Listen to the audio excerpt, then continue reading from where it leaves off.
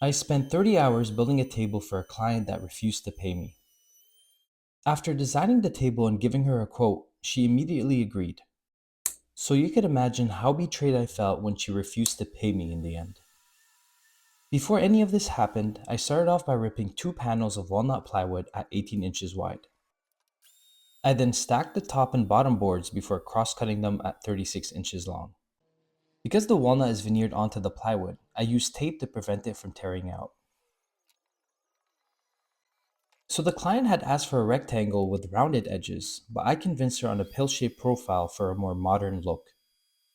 To create this, I used a circle jig and router and took multiple shallow passes not to overload the bit.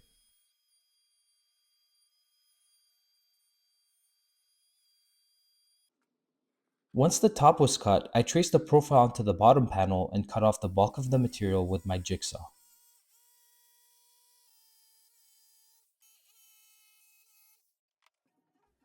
I then used the template bit to make the bottom panel identical to the top. Again, I'm taking multiple shallow passes with the router.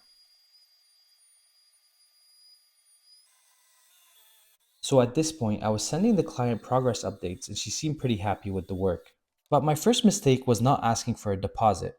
She seemed genuine and even let me borrow her craft iron to apply the walnut edge banding, so I trusted her. After applying the edge banding, I came back with a special tool to cut off the excess flush with the panel. When it came to the legs of the table, she was adamant on having solid walnut dowels that seamlessly passed through the base and top. So to create this illusion, I cross-cut the dowels on my table saw, making sure to keep track of the wood grain. I spun each dowel against the blade, taking a little off the perimeter before making the cut. This is done to prevent the wood from tearing out on one side of the dowel.